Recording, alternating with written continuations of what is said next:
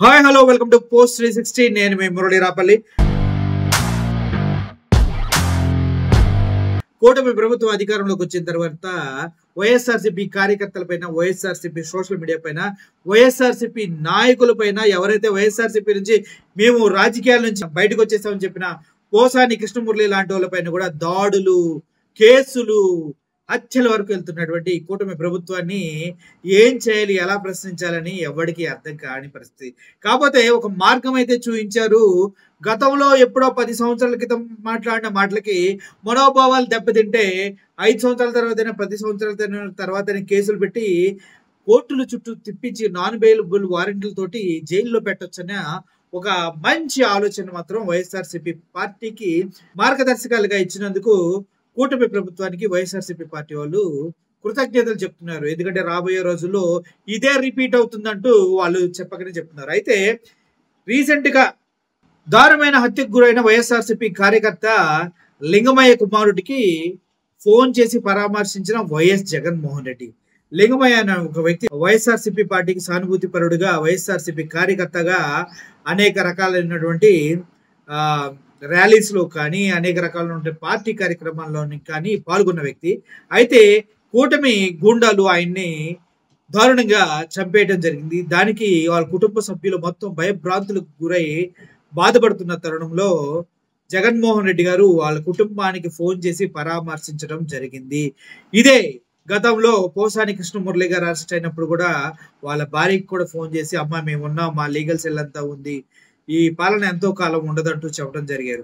అప్పుడు సెలబ్రిటీ పెద్ద నాయకుడికి పోసాని కృష్ణమురళి గారికి ఒకే విధంగా ఫోన్ కాల్. అదే విధంగా ఇప్పుడు సామాన్య కార్యకర్త దారుణంగా చంపేస్తే అతనికి కూడా ఒకే విధంగా పరామర్శిస్తున్న జగన్మోహన్ రెడ్డి తన మన తారతమ్య భేద లేదు, చిన్న పెద్ద తేడా లేదు, మనోడు పరాయోడు అని ఆలోచన కూడా లేదు.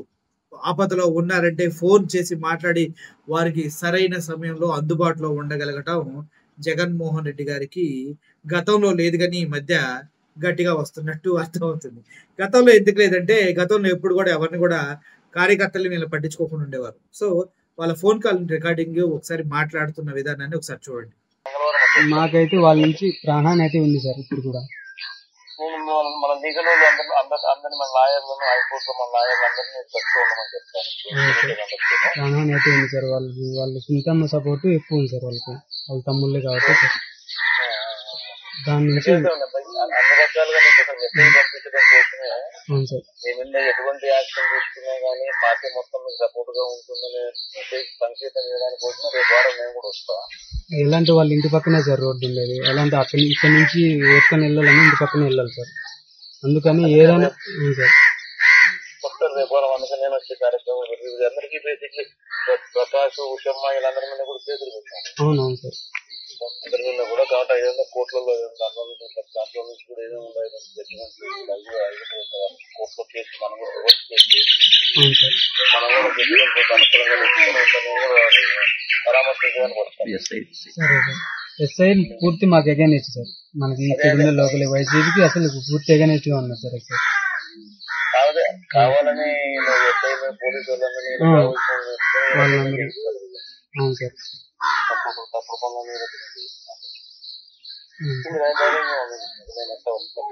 సరే సార్. సరే సార్. Okay sir. చూస్తున్నారు కదా, ఇలాగే కార్యకర్తలతో, ప్రజలతో మమేకమై ఉంటే రాబోయే రోజుల్లో జగన్మోహన్ రెడ్డి ఒక రేంజ్ లో విజయాన్ని సాధిస్తాడంటే ఎటువంటి సందేహం లేదు. ఎందుకంటే ఓటమి అన్ని వేళలా ఉండదు. రాజకీయ పార్టీలకి గెలుపోవటంలో కొత్త కాదు. సింగిల్ గా ప్రయాణం మొదలుపెట్టి 151 సీట్లతోటి అత్యధిక మెజార్టీ తోటి రికార్డులు బద్దలు కొట్టాడు జగన్మోహన్ రెడ్డి సింగిల్ గా వచ్చి. ఇప్పటి వరకు ఆ రికార్డు బద్దలు కొడతాం ఏ పార్టీ వల్ల కాల, ఎవరి వల్ల కూడా ఫ్యూచర్ లో కూడా కాదు అనేది మాత్రం వాస్తవం. అటువంటి జగన్మోహన్ రెడ్డి పక్కన నడిచే ప్రతి కార్యకర్తకి ఆయన అండగా ఉంటే ఆ బలమే వేరుగా ఉంటుంది. సో ఈ రోజు ఆ కుటుంబ సభ్యులతో ఫోన్ లో మాట్లాడి మేము ఉన్నామని చెప్పడం కనుక జగన్మోహన్ రెడ్డి గారి యొక్క కేరింగ్ అనేది కనిపిస్తుంది. ఏమంటారు మీరు? అవును కదా. Thank you for watching this video. Murali signing off. Thank you so much.